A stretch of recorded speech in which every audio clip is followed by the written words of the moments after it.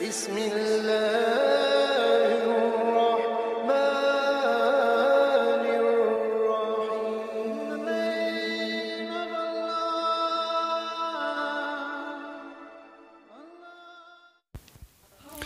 السلام علیکم ناظرین، ہمارے آج کا موضوع ہے اللہ پر توکل۔ توکل کیا ہے؟ ہمارے روزی روٹی کے لیے کی جانے والی کوششیں توکل کے خلاف ہیں۔ کیا دنیاوی اسباب اختیار کرنا جائز ہے یا نہیں؟ تو محترم ناظرین، توکل لفظ وکل سے نکلا ہے، جس کے معنی سپر کر دینا یا مکمل بھروسہ کرنے کے ہیں۔ لفظی اعتبار سے کسی معاملے میں کسی کی ذات پر اعتبار کرنا یعنی عاجزی کا اظہار اور دوسرے پر مکمل بھروسہ کرنا توکل کہلاتا ہے۔ اور شرعی اصطلاح میں توکل کا مطلب اس یقین کے ساتھ اسباب اختیار کرنا کہ دنیاوی و اخروی نفع و نقصان کا مالک صرف و صرف اللہ کی ذات ہے۔ اور صرف قرآن مجید میں لفظ توکل 37 بار آئے ہیں۔ ارشاد باری تعالیٰ ہے، اللہ کو وہ لوگ پسند ہیں جو اسی کے بھروسے کام کرتے ہیں۔ اور سورۃ النساء میں اللہ تعالیٰ فرماتے ہیں، اللہ پر بھروسہ رکھو، وہی بھروسے کے لیے کافی ہے۔ اور دوسری جگہ اللہ تعالیٰ فرماتے ہیں، فَلْيَتَوَكَّلِ الْمُؤْمِنُونَ، مومنوں کو صرف اللہ پر بھروسہ رکھنا چاہیے۔ اللہ تعالیٰ فرماتے ہیں، انسان کو وہی کچھ ملیں گے جس کے لیے وہ سعی کریں گے، یعنی کہ کوشش کریں گے۔ میرے ساتھ جیسے ہی گمان کرو گے ویسے ہی معاملہ فرماؤں گا۔ اچھا سوچو گے اچھا ہوگا، برا سوچو گے برا ہوگا۔ تو انسان کے ہاتھ میں ہے صرف کوشش، سعی، جس کو کرنے کے لیے اس کو حکم دیا گیا ہے، اور جو اس کے پاس جو اسباب ہیں اس کو اختیار کرنے۔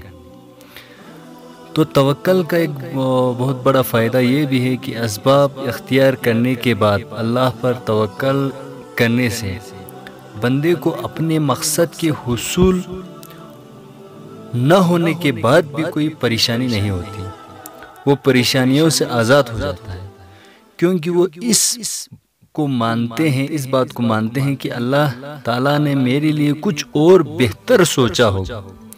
وہ اللہ کی رضا میں خوش ہو جاتا ہے۔ وہ سوچتا ہے کہ میرا کوئی نام و نشان نہ تھا، اللہ تعالیٰ نے مجھے وجود بخشی، اور میری کیا اوقات کہ میں اپنے خالق کے فیصلے پر اپنے رائے کو فوقیت دوں اور پریشان ہو جاؤں۔ یہاں ہم آپ کو چھوٹا سا واقعہ بیان کرتے ہیں حضرت موسیٰ علیہ السلام کے بارے میں۔ جب ان کے پیٹ میں شدید قسم کا درد لاحق ہوا تو موسیٰ علیہ السلام کوہ طور پر اللہ تعالیٰ سے ہم کلام کرنے کے لیے چلے گئے۔ عرض کیا، یا میرے مالک، میرے پیٹ میں شدید درد ہو رہا ہے، اسے ٹھیک کر دیں۔ اللہ تعالیٰ نے حکم دیا، فلاں جنگل میں چلے جاؤ جہاں اس شکل کی پتیاں کی ایک بوٹی ہے، اس کو توڑو نچوڑو اور اس کا پانی پیو، تمہیں شفا مل جائے گی۔